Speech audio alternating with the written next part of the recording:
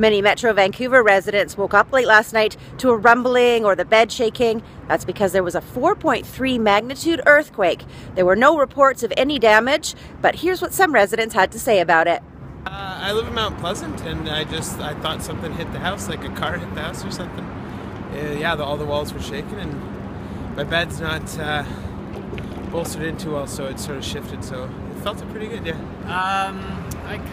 I thought it was my kid shaking my bed, but no, it was actually an earthquake, and I can see the lights on the ceiling is like shaking. So I would say that no one has anything to worry about. And why is that?